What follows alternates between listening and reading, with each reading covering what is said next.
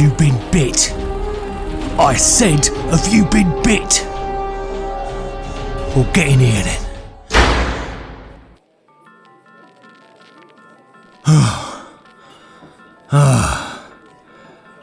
Well, I'm glad you're not dead. Welcome to the guild.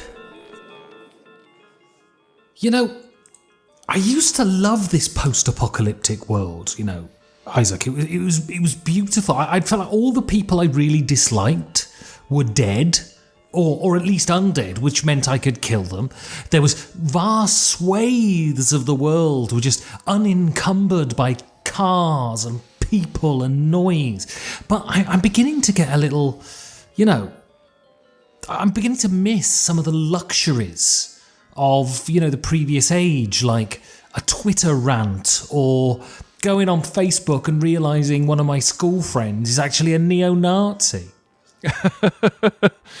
Yeah, well, I think that you could probably still find plenty of neo-Nazis among the ranks of the living dead.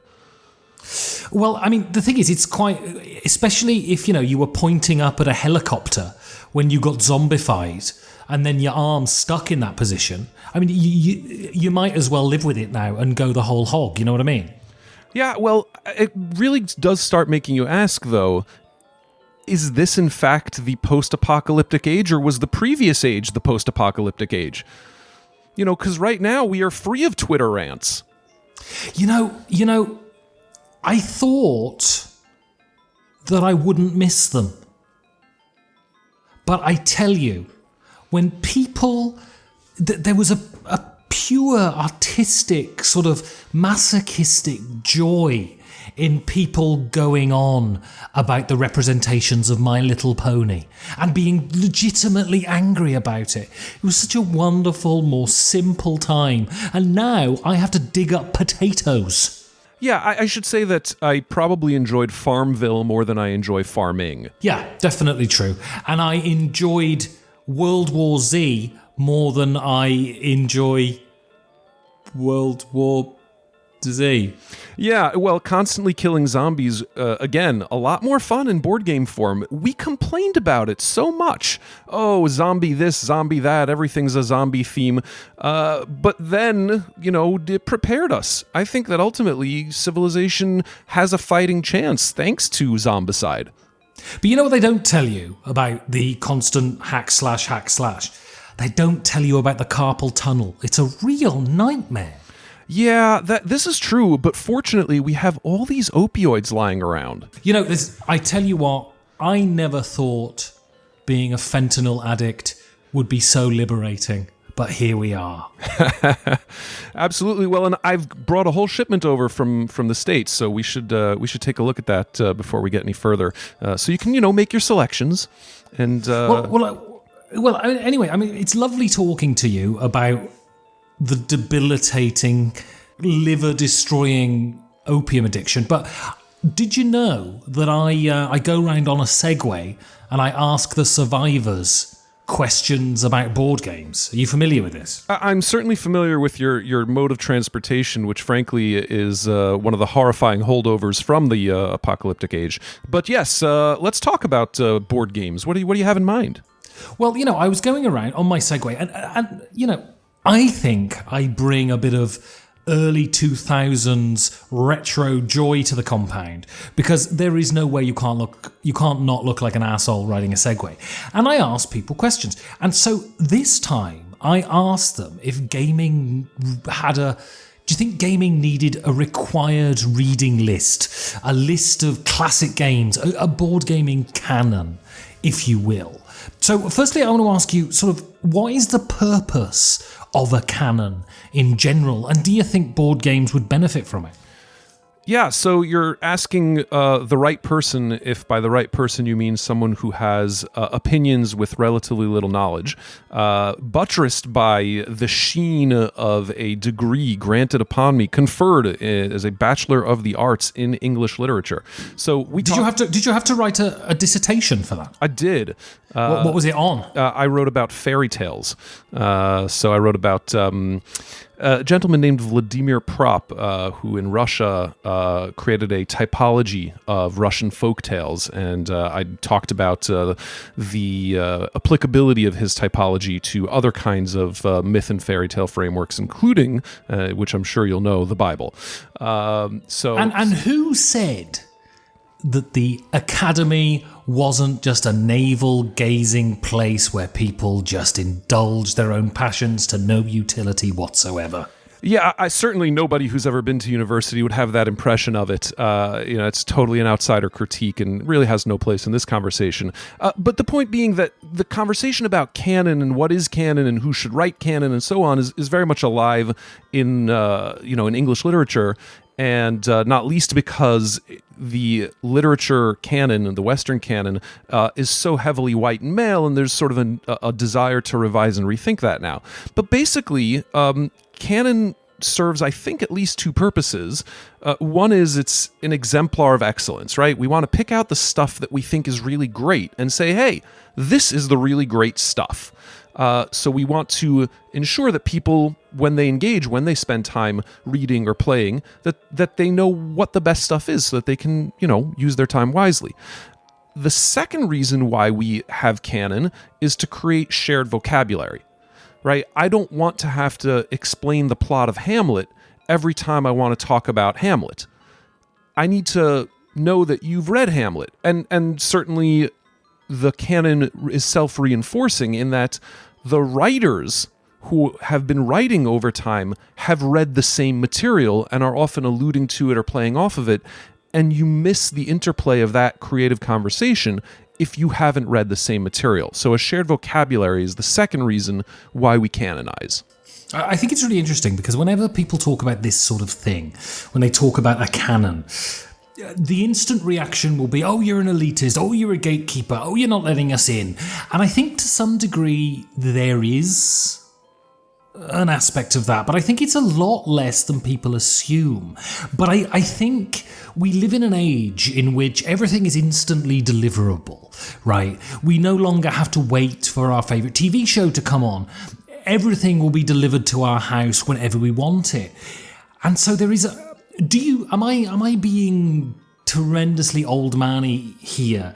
Is there a reluctance on the part of people to kind of do the work, to learn how to appreciate things, and therefore they see something that's complex, something that's difficult to understand, and an appreciation of that as essentially elitist?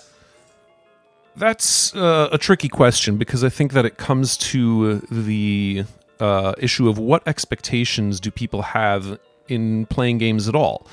If you want to play games because you want to spend time with your buddies and enjoy the mental challenge of the game or the participatory nature, or whatever it is that you're looking for in a game, I don't think that you need to have played the entire canon of games, to the extent that one exists, for that moment. And, is it a fundamentally disposable way of approaching the activity? Yes, but so what? Not every activity needs to be pursued to depth and needs to be appreciated in all the possible ways that it can be appreciated. I think it's meaningful enough to play games with your friends. However, what I do find is that there's sort of a conflation of the notion that I come out of a game and I say, oh, I don't like this game because of X, Y, and Z, and somebody else comes and says, well, but did you see that same mechanism in Agricola, and do you prefer it here versus there? And wanting to deepen that conversation and hitting that blank, I didn't play that game and I don't know why it's relevant or why you're trying to tell me to like or dislike something else. These are my opinions and they're valid, right? I mean, it's that thing, right? I mean, you see that thing all over the internet now, which is, let people enjoy what they enjoy, and essentially saying, if someone says something fatuous, don't bring them up on it. Allow them to be fatuous, which, in certain contexts is great. But in other contexts, people are essentially, what it is, I guess, people, because things like Twitter have become so febrile now, that people are finding it more difficult to have conversations about things, and they feel like disagreement is always antagonistic when sometimes it's just disagreement, right? For sure, and Twitter is just a terrible place to do that kind of work. It's not a place for conversation, right? Twitter is the billboard of the internet, right? You can put up a big sign and tell people, exit 46 is where you're going to get your giant burger, and that's basically the level of depth that you can have on Twitter. Even though Twitter suggests to you that more is possible, in practice it's not. If you want to have those conversations, take them elsewhere. Take them into private channels, take them behind closed doors, where in a small group, you can get a lot farther. And so, I come back to it. Do you think board games need a canon? And if they do, to what end? Is it about... So, I spoke to Brian Carpenter, Jobby, and he said... The obvious answer is the Holy Trinity of Carcassonne, Settlers of Catan, Ticket to Ride, which are always touted as the gateway games. The theory seems to be that these games, they're the games that get people into the hobby. Do you think that part of the reason of having a canon, a required reading list for games, is allowing people to self-start? I think that it's actually quite challenging to identify members of the canon, right? So games that we would consider in the canon that are also really good gateway games. I think that that's especially true when we think about other canons, literary canons, for example. And it's because canons try and do two things. One is they try and say that something is excellent, and often excellence, to be truly appreciated, you need to be more than a beginner. And so a lot of the stuff that's excellent isn't necessarily well suited to beginners. That's one. Is that not changed though with cinema? In that you have The Godfather, which is an excellent movie, and I'm sure if you spoke to cinematographers and cameramen, they would talk about how excellent the camera work is, and you can see the acting is fantastic, and you see the script writing is fantastic, and yet it is excellence that is accessible. Didn't Hemingway pioneer accessible excellence? I think he did, and I think that you're absolutely right that it is achievable. But if we set that, so it becomes a semantic issue. If you set that as a definitional requirement for being in the canon, then you'll get that in your canon. But what will you trade away? What will you lose? What you'll lose is great work that is inaccessible, or that requires time and investment and effort to appreciate. And I think that most canons that we do encounter have a mix that probably leans more heavily towards you need to know this stuff, and is also highly self-referential. So, for example, if you don't know your King James Bible, you will miss many, many, many connections and allusions in English literature, because so much of it calls back to that. Is that true in games? To some extent, right? If you haven't played Caelus, I don't know that you can really look at any worker placement game and acknowledge its roots or understand what it's playing with, right? You can play the game, but can you play the critical conversation around the game? I don't think you can. Well, this is the great question, isn't it? Because I think a lot of people would go, well, why would you have a required reading list? Why are you telling people what to indulge in? Firstly, who the hell are you? Which, I completely agree with. But at the same time, I guess in any sort of movement, in any sort of art form, you have those who just want to consume the art, and then you have those who want to immerse themselves in something more than just the art itself, the process of the book being written, the behind-the-scenes story of the film being made, and how these things connect to what came before and how they've influenced things after. And I guess, is a required reading list for board games something more about, for those people who wish to have, and forgive me for using this terrible word, but an academic interest in what games are?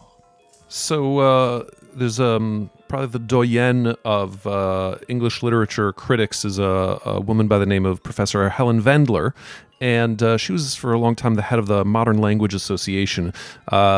She writes in talking about pedagogy and talking about teaching English literature, she wrote, "What we have loved, others will love, and we will teach them how."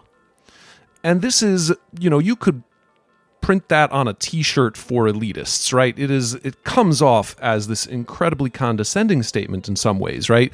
Why do you get to decide what should be loved? Why are you the only person capable of teaching people how? And so I recognize that there's a fair amount of that baked in.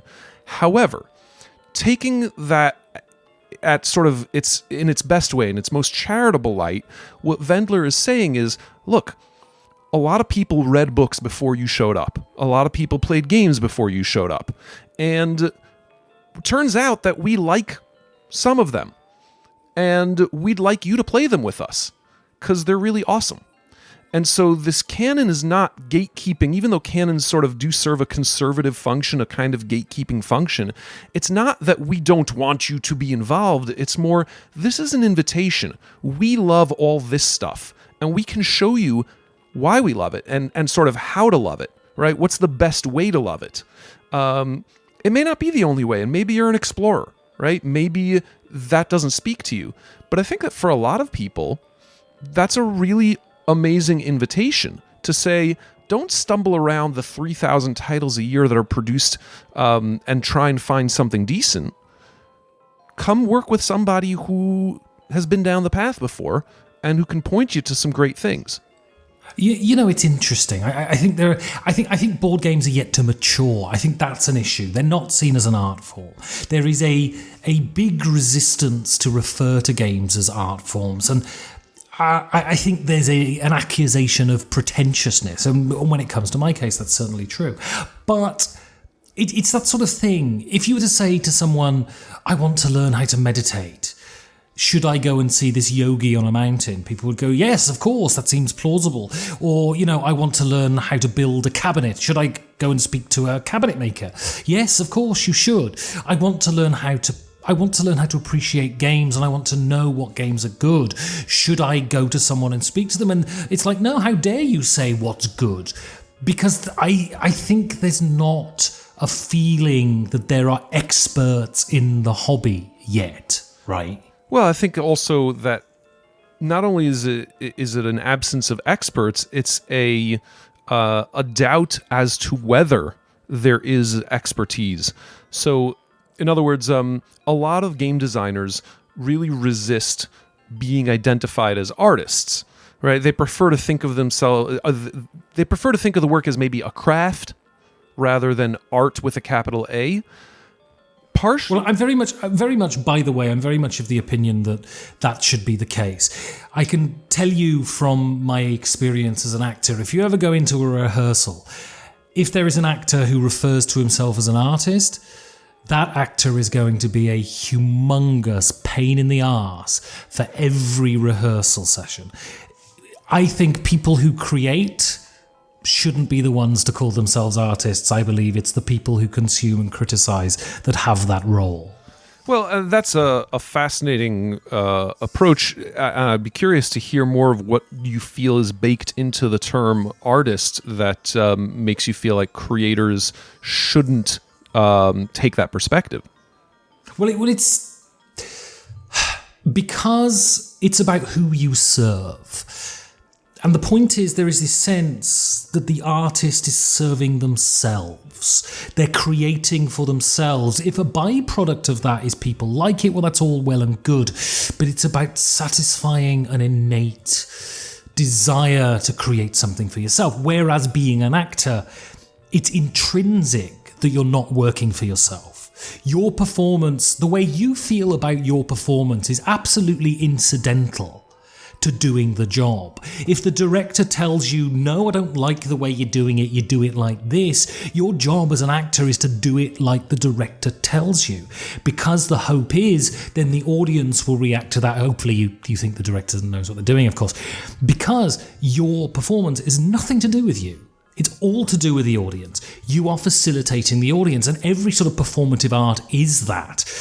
And the problem I have with people who consider themselves artists is they have a very bad time being criticised. And in the rehearsal room, they have a very bad time taking notes from a director because they think that what they've created is inviolate and they are perfect and their decision-making is divine. And that's a pain in the arse. Well, those guys are dicks. I mean, well, yeah, that's a personality issue. I hear your point. I want to suggest that there's a central dynamic or tension that makes that receipt of criticism process so challenging. When I think about myself creating games, I think about perspective and technique. So perspective is I am looking at some topic and saying, I think I can make an interesting game out of that, right? And it takes a unique perspective to do something that's interesting. You know, we could all make a worker placement game about any one of our jobs, and it's not interesting anymore because it's been done. But, you know, the first step is to take a look at something and have some perspective on it and say, I can make a game around this. And it could even be mechanical. It doesn't have to be thematic. And then you have to apply technique. Right? Then you have to take that perspective and using technique, shape it into an experience, into a game that's enjoyable to play.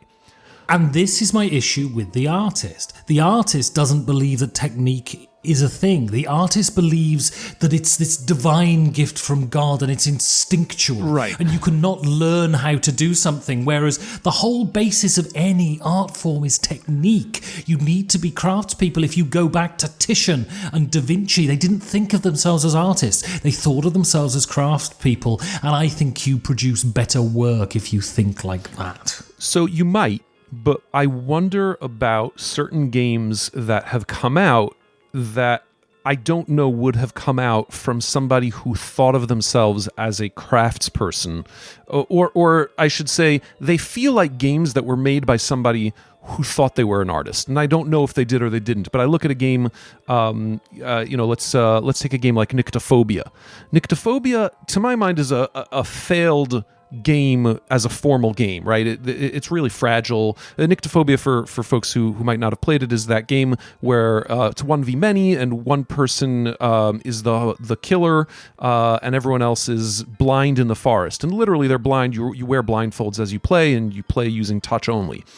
That is a fascinating concept, right? A great perspective that said, oh, wow, look at how we can simulate a horror film and the fears and so forth and actually use literal blindness in this game. That, to me, is an artistic perspective. The technique was terrible, though, right? The actual game that emerges out of it is kind of not playable and it's certainly not playable by the rules. You have to role-play the experience. But we're richer for having had the game, I think, right? It may not have been the most successful effort, but I think it opened eyes, ironically, about what could be done in games. And that feels... So maybe that's your point. Maybe that's the critic being an artist. And then someone who has craft will then take it and make something that functions, right? One could hope, right? Well, I was speaking to Anthony Boydell down by the septic tank, and he said to me that the cult of the new noise machine breaks my eardrums with a Doppler effect. He's very erudite. It's like being stood on a railway platform while a never-ending freight train screeches by. Gamers need to have a quiet place, a station waiting room with some dog-eared magazine back issues to take you out of the here and now. A list of classics, Hall of Famers, I believe is essential. And I guess what he's saying is what a required reading list does, what a canon does, is help give you perspective. Do you agree with that? Certainly. And I think it's crucial because when you have no perspective, any perspective feels incredibly clarifying, right? And it reorders a cacophonous world and lets you see. However, the danger of one perspective, that first perspective especially, is the danger of believing that it's the only one and the only valid one. So, if you go through traditional education in English literature, you'll get a lot of dead white males, and many of them are quite excellent. But if you start believing that the way they did English is the only and best way, well, you're just fooling yourself. You're just looking at the world from one angle. Well, that's super interesting, isn't it? Because I think the reaction I've seen to this question is exactly that, which is, no, you can't have a canon because, firstly, who gets to decide who's on it? And then secondly, but what if I don't agree with what's on it? And I never said that it was immutable and couldn't be changed. Why do you think people jump to the conclusion that as soon as something is codified, it's unchangeable? Right. Well, and I've always gone with this dynamic of prophets versus priests, right? Also, the evidence would completely disavow this. If you want to talk about the English literature canon, you could argue that in English literature it was dead white males up until a certain point, but that has changed incredibly over the last century. It has, and it's changed in the academy as well. And I think that that's the success story, is that institutions, which are normally very committed to conserving the past, were revised. And that doesn't happen very often. I think it's a real success story, right? Because there's a class of people, and I think it's true in board games as well, who serve as the priests, right? Their job is to tend to the institutions. And, if you look at Catan Studios, right? What are they, if not, priests of the Catan Temple, trying to maintain its relevance in an ever-changing world, but refusing to abandon the conventions of, trading sheep for wood, right? So that's what they're doing.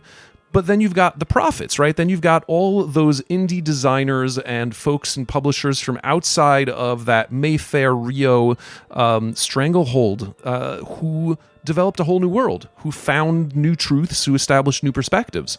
And that's a healthy dynamic, because what happens over time is those prophets set up shop, right? They build their own temples and they become priests. And you just have this constant dynamic of insiders versus outsiders. As long as there's velocity, right? As long as the walls of the academy don't prevent the barbarians from coming in, it's really healthy.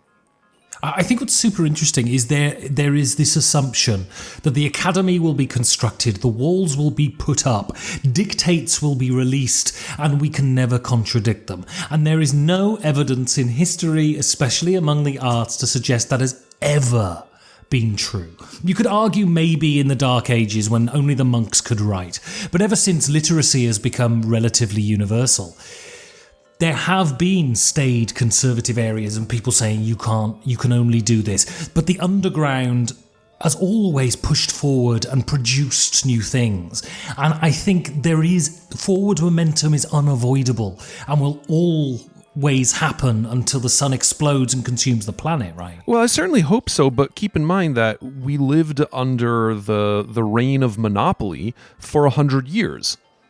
And there really wasn't a ton of progress, and it wasn't until the mid-90s that anything really broke through in a big way. So for us deep within the hobby, that world of being dominated by monopoly just isn't what we experience. But I think that for 98% of the rest of the world, if there is a game in their culture at all, right, it's Monopoly. Well, I think that's interesting, because board gaming is essentially, well, to say it's not mainstream is wrong, because Monopoly is mainstream. But because the board game lives on the post-Christmas dinner table, right, that people have no interest in involving themselves in it. And so that's all it is, because that's all that's required. Do you think that there's a sort of, what's the word I'm looking for? A critical mass now in gaming that will ensure that it will continue to roll on and it will continue to become broader and continue to advance and change and become a legitimate art form? I'm kind of a Marxist about a lot of this stuff. So when people ask, why did board games suddenly start becoming more popular? What happened over the last 20 or 30 years? I tend to point to mostly structural factors, things like manufacturing improvements and accessibility in manufacturing in China and increased globalization and so forth, with a touch of magic, which is we happen to also to have come upon an age of extraordinarily talented designers who made fantastic games. And without them, right, without, the Knizias and the Saxons and the Kramers and so forth, I just don't think we'd be here, because the games wouldn't be. They'd be terrible. And so nobody would care. Will they continue to be great? Well, I'm certainly invested in that project. And I think that part of the work involves, how do we pass along to a new generation of designers what we've learned, right? And what we're still working on and what we're still discovering. If we do that well, I think we'll accelerate their learning. And I think that was Wendler's point when she said, we will teach people how to love the things that we have loved. You don't also have to love them. You're not required to. But you should know why we did. That will help you. Right. And that's how progress happens, right? Progress is a rejection of the previous generation's sacred cows, right? And you create your own sacred cows that in turn get rejected by the subsequent generation, and on and on and on into infinity. And I think that's why having a canon is super useful. Having a list is super useful, because it encourages people to look at the list and go, nah, come on, this is bullshit. I'm going to do one myself. And that encourages active thought into, why am I putting this here, rather than, this is my top 10 games beginning with E, Sure. Well, and I think that you can get into really generative conversations when you have a canon. So, for example, if I were to say to you, Candyland belongs in the canon, we would begin to have, I imagine, a furious debate in which you might say something like, Candyland, not a game, even if it is a game, a terrible game, the sooner we're done with it, the better. Right? I'm not sure we would, actually. I believe part of the purpose of a canon is the fundamentals, in the sense that you can go back to some early silent movies, and they're objectively shit, right? Mm-hmm. But they are there, and they tell us something about the origins of where things come from. I would be perfectly happy for Candyland to be part of the canon. Right, so we might have that argument, you and I, with somebody else then, and that's a generative argument both about the purposes of canon, but then we might also get into the specific choices made in Candyland and its fit to its audience, and say, no, this is actually a great way to engage 4-year-olds with the idea of gaming. And start getting into the purpose of games and so forth. All of that unfolds the landscape of what we're talking about when we're talking about, is a game good? So the canon enables that kind of conversation. So I spoke to Richard Trout, Norkel. He was formerly from Australia, and he came riding in on a wombat, and then the wombat sprouted wings and flew away. It was a magical thing. But he says, in the 21st century, personal liberty seems to be a higher priority than the greater good. Similarly, the now has us caught up in snippets and often losing sight of the big picture, or distract us from reflecting on what truly gives us pleasure.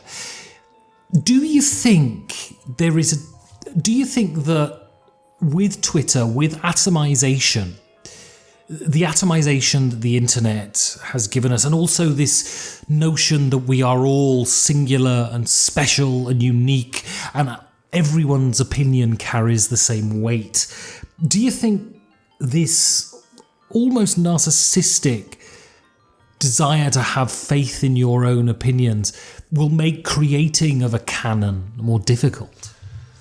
No, I don't, actually, because I think that canons are created in two modes. So there's sort of the subconscious and the intentional, and those two play off of one another and serve to moderate each other in a lot of interesting ways. So, when I think about canon happening intentionally, some of the things I think about are like the Board Game Geek's top 100 or top 300 or even top 1,000.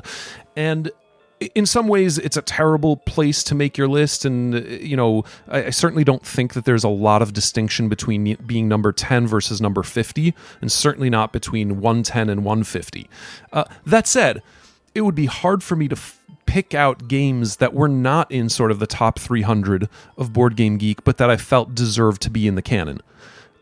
So in that sense, you've got some intentional aggregation of all of our, overly active superegos into this proto-canon.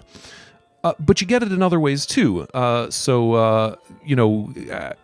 Engelstein and I recently completed a book which was intended for game designers as an encyclopedia of mechanisms, right? So the idea is you want to put an auction in your game, you pull up the encyclopedia, there's 16 different kinds of auctions, you read through them, you figure out kind of what kind of auction would fit your game.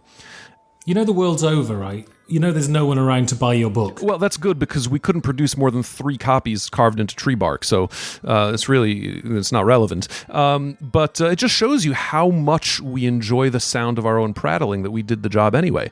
So what we did in the book is we also chose sample games to illustrate all the different mechanisms that are in there.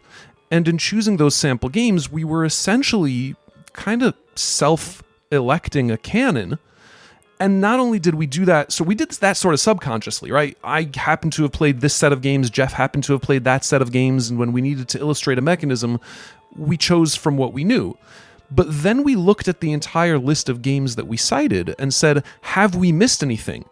If we're going to create an encyclopedia, we should probably make sure that we didn't miss any of the major touch points and any of the sort of the big games that should be in there. So you see both the subconscious and the intentional process generating some hybrid, some integrated, some synthesis, let's say. And I think that what we then put out there is at the very least 90% overlapping with what anyone else's picture of what the canon should be. So that's pretty close. Yeah, and I think there's a lot of bitching and moaning about the BGG Top 100, and I think, as you say, all the good games are in there, it seems. Yes, but a bunch of bad games. Well, this is true, but not, maybe not in the top 100, in the top 500.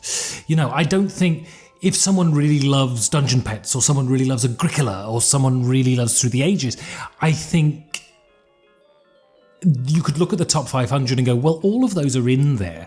I think the quibble comes when people talk about particular positions, right? Because it's inevitable that certain games that have a lot of traction right now are going to climb super quick. And people have an issue with that. But I think, and this is because there is this notion of a list being qualitative. And I guess a canon isn't that, right? It's not a qualitative list. It's a recommended or even required reading list, but it's not saying if you haven't read this, you haven't played this, you don't have a right to be in the conversation. For sure, and canons are not ranked, right? It's not you should read Pope, no, you should read Shakespeare, right? Well, first finish your Shakespeare before you read your Pope, right? That's not how it works. Moreover, in really any other field that I'm aware of, the canon is so big that unless this is your full-time profession, nobody is well read, right? Nobody. Well, I think it is in games now. I mean, you look at it; it's mind-boggling. There are certain people who who've been in the hobby since the birth of the Euro, who might have come close to playing all the sort of great games, but they're very few and far between at this point. I mean, I'm certainly nowhere near, right? Yeah, I mean, I think if I had to guess, just of the Board Game Geek Top 100, I would wager I've played in the range of 50 to 60. I don't know if I've played more than that. I probably own closer to 70 or 80, but I don't know that I've actually played them. And I'm not a professional full-time game designer, right? It's not what I do all day. But over the last, 10 years of being pretty immersed in the hobby, I've certainly played quite a few games. And yet, I have not played many games that are in the canon, and that includes, older games. Okay, so maybe I haven't gotten to Teotihuacan because it just came out recently, and so I'm just, I'm not on it yet.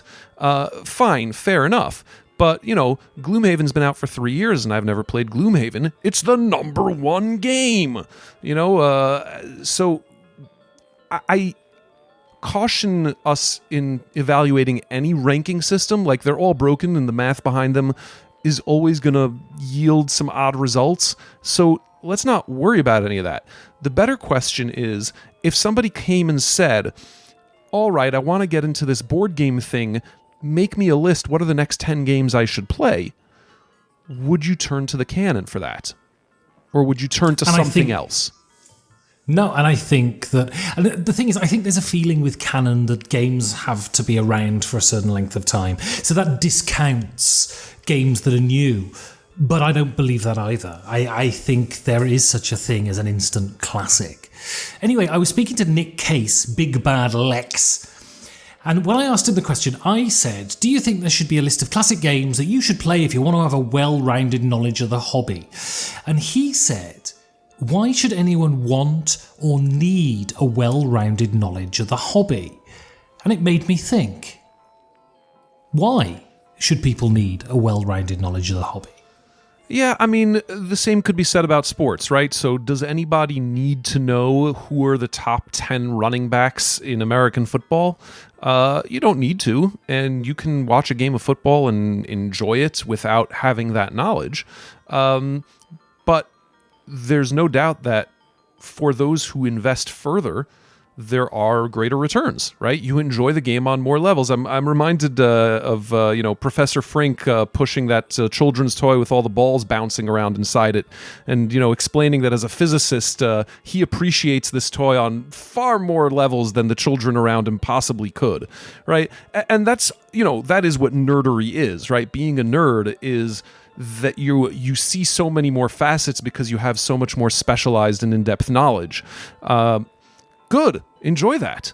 I do. And the thing is, knowledge isn't power necessarily, but certainly knowledge is enjoyable. A feeling of being immersed in something, engrossed in something. And if someone asks you a question, the pure joy of being able to answer it. It's like that thing whenever you pull up in a car and you ask someone, do you know how to get to the next IKEA?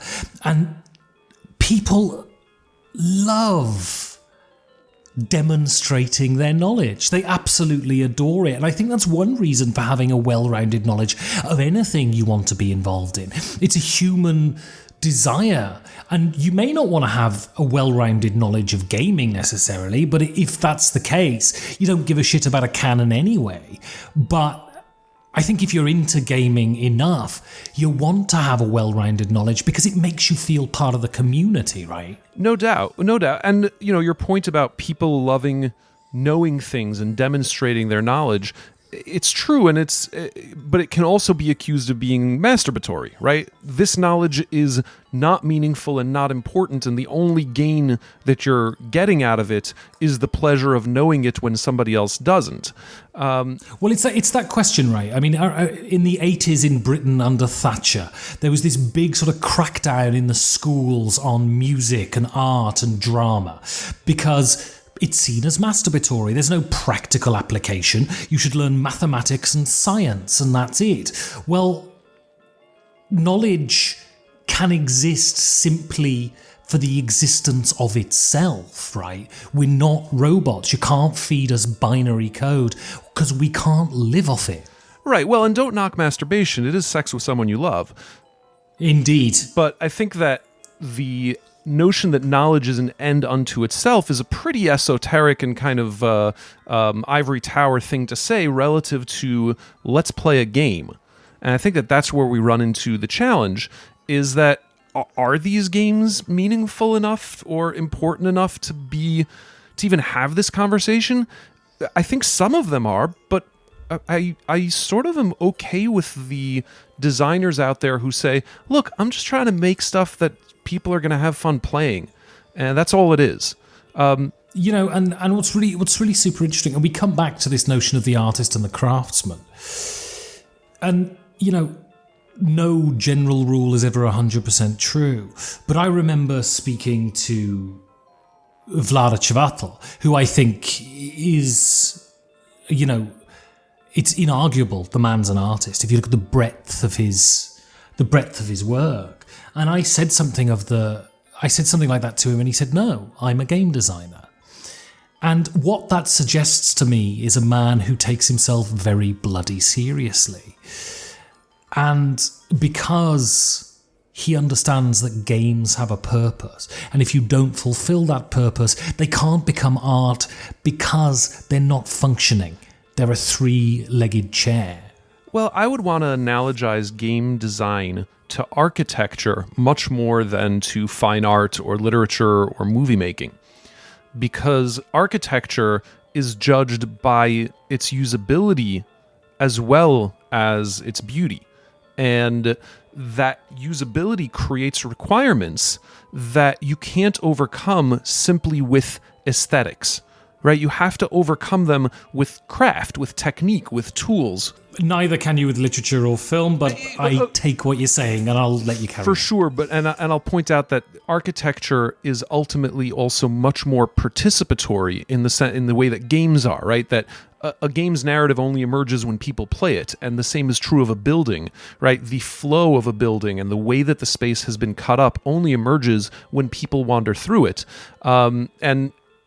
So to me, that's the better comparison because of how much more clear the technical aspects of excellence are, right? And it's a lot harder to quantify or speak about those things in literature. You need years of training to talk about, diction in a book. But isn't it though towards the degree to which the utility has been hidden?